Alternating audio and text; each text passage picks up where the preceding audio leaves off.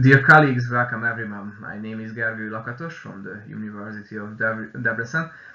First of all, I would like to say thank you for the hard work of the organizing committee and for the opportunity to be here and show my presentation. In the next few minutes, I would like to talk about the Dipicolinate-Based oxygen-containing rigidified macrocyclic chelator and its potential for gadolinium complexation. This work was performed in the University of Debrecen, Faculty of Science and Technology, Department of Physical Chemistry in Hungary, in our area of Eurasia Research Group. And at the beginning of my presentation, let me talk a few words about how these strange macrocyclic molecules and their coordinational chemistry can be interesting for us, how this can affect our daily lives. MRI is one of the most frequently used non-invasive imaging techniques today. It's not a big surprise because it has many benefits. It doesn't use any kind of ionizing radiation, it has a very good resolution, and it's very capable for the examination of different kinds of soft tissues like the brain that can be seen on the picture, or for the guts. But there is a frequently occurring problem around MRI scans, notably they often lack contrast. What can be done about this? For example, we can use contrast agents. Paramagnetic contrast agents can be used during MRI scans, like gadolinium-3 chelates. With these agents, the time needed for the examination can be reduced, and also we can get some extra contrast, which is essential in some cases for the safe and reliable diagnosis.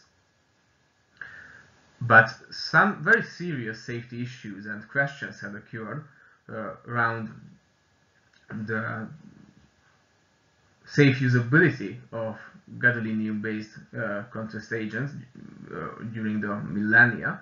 For example, the nephrogenic systemic fibrosis, which is fortunately a rare but very serious disease that cannot be cured yet and can be lethal in some cases, as it can be seen on the left picture. There is a kidney affected by this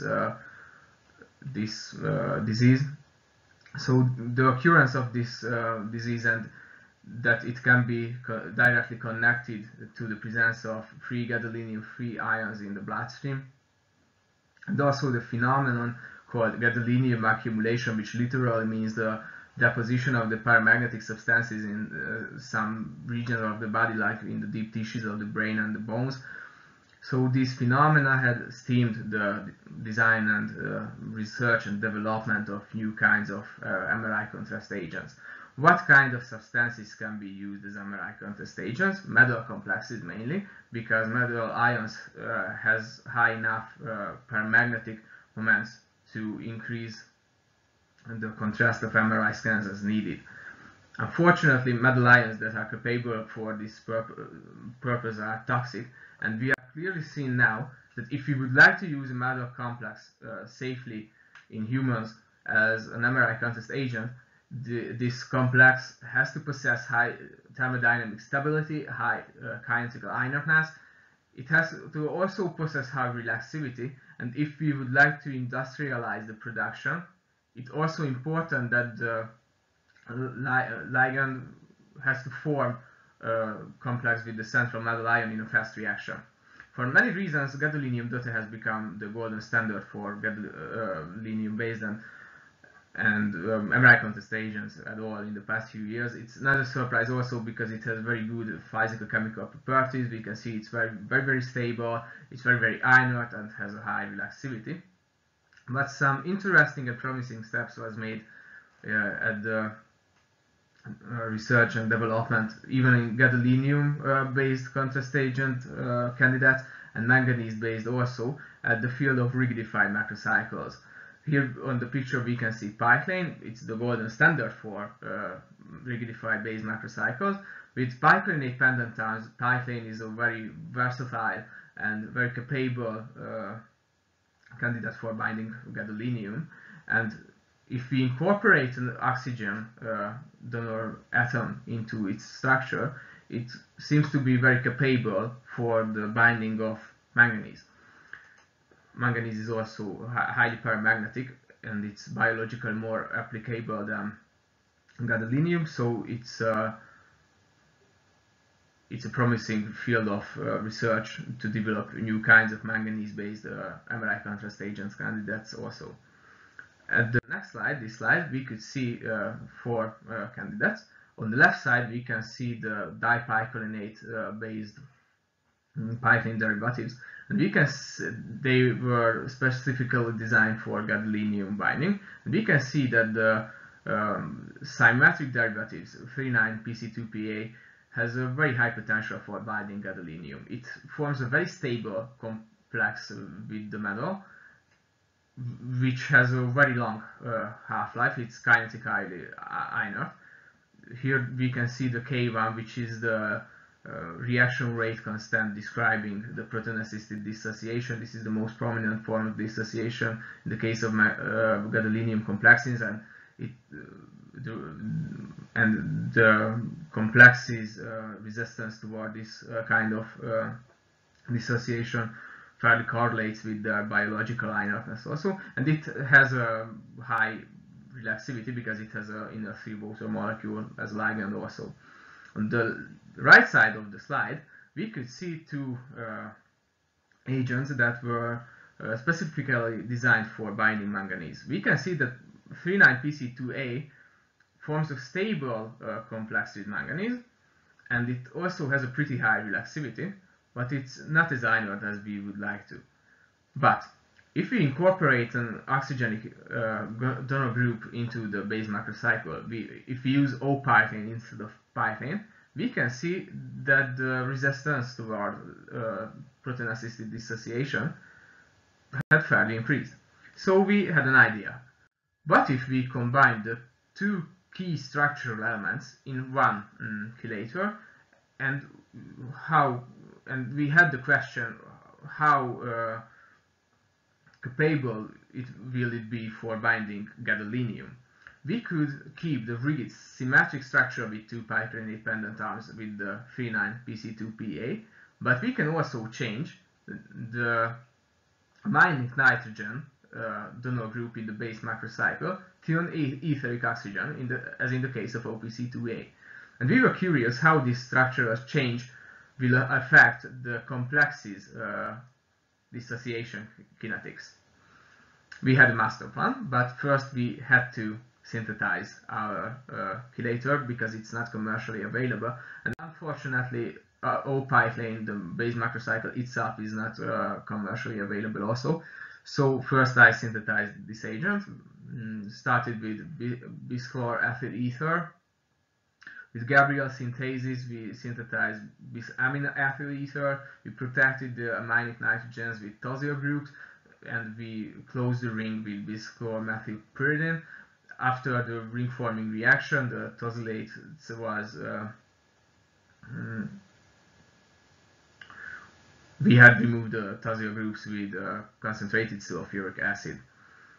After the preparation of the base macrocycle, we had prepared the alkylating agent that is capable for the incorporating of the pendant arms, and we combined them in a synthesis.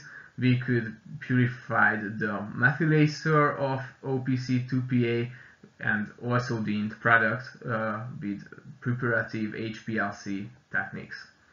We were very happy when we see the mass spectra and the NMR spectra also. So our next step was to determine our chelator's basicity.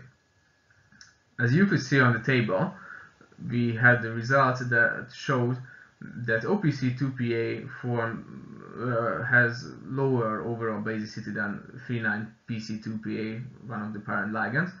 So we expected less stable complexes with gadolinium, and yes, the stability constant for gadolinium was lower than in the case of 39PC2PA, but interestingly the p-gadolinium value was higher. And p-gadolinium is the number which shows us how capable for the binding of the central metal ion our chelator is at particular, in this case, biologically relevant conditions. So it's interestingly, gadolinium OPC2PA is less stable than gadolinium 39PC2PA, But OPC2PA binds the metal ion better at biological conditions. It's very interesting. After the examination of the stability constant for gadolinium, we measured the relaxivities of gadolinium OPC2PA. At the diagrams, it can be clearly seen that at 37 degrees of Celsius, the agent has lower relaxivities. It means the contrast enhancing effects of the agent. It's not a surprise, it's because the faster solution dynamics.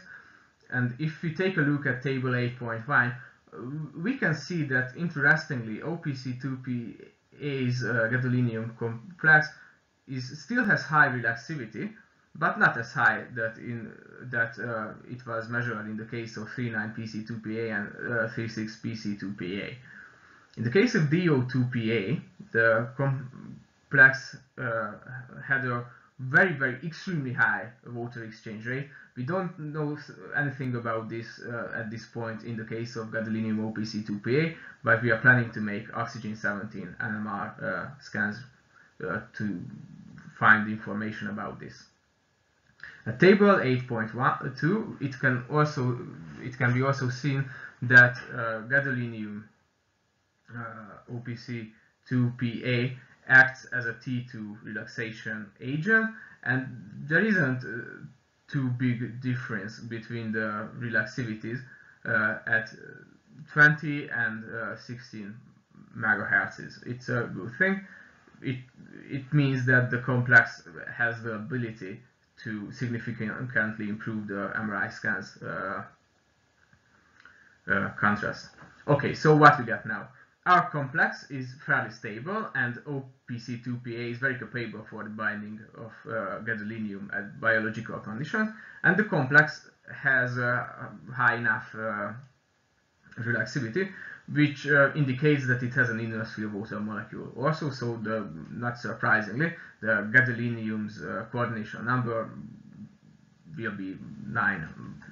This is very probable in this case. Okay. So we were very happy when we seen these results, and we were very curious at this point, how had we affected the dissociation kinetics. And we weren't happy when we see these results. Interestingly, if we take a look at table 9.2, we can see that the complex is more prone to proton-assisted dissociation than 39PC2PA, and not just the 39PC2PA, but it's also more labile than 36PC2PA. We don't know the exact answer why yet, but it's very probable that structural reasons are behind this phenomenon. We are planning to make X-ray diffractometry scans on single crystals to determine the exact structure of the substance and the particles. But this is a very interesting, very interesting data. These are very interesting results, because it can be clearly seen now that the incorporation of oxygen into the base macrocycle doesn't improve the complex's inertness. Pyclen was never used before as a base macrocycle for the design of gadolinium binding agents, so these data are very valuable, even if we wasn't successful in the improving of the complex's resistance toward dissociation. It doesn't mean that our complex is labile. Its inertness is nearly around some commercially available non-ionic macrocyclic chelator gadolinium-based contrast agents. These aren't on the table because they are chemically not very related to our ligand, but it's still very interesting phenomenon. So we have answers and we have questions at this point also. What can we say as a summary? With the change in the structure, with the incorporation of an etheric oxygen donor group into the structure of 39PC2PA, the gadolinium binding affinity at biological conditions had increased in the case of OPC2PA, but unfortunately the overall stability of the complex and the I-naughtiness has declined. Also, the relaxivity has declined somehow, and we don't know the exact reasons why, so we are planning to perform oxygen-17 NMR scans to determine the water exchange rates, and we are planning to make X-ray diffractometry scans at single crystals to determine the crystal structure and the exact structure of the particles formed between gadolinium and OPC2PA. Interestingly, we had experienced that the relaxivity value had increased in the presence of human serum albumin, but we are not able to fully characterize the nature of this interaction between the complex and the macromolecule. So at this point we are working on to find out how they are interacting and how HSA binds the complex. And it would be very interesting to see if there are any differences between the dissociation kinetics of the free complex and the complex binded to HSA. At the end of my presentation, we would like to say thank you for the financial support for our sources. I would like to say thank you for Gyula and Tibi, my supervisors, for the help in this work. And at the very end of my presentation, at last but not least, of course, I would like to say thank you for your very kind attention.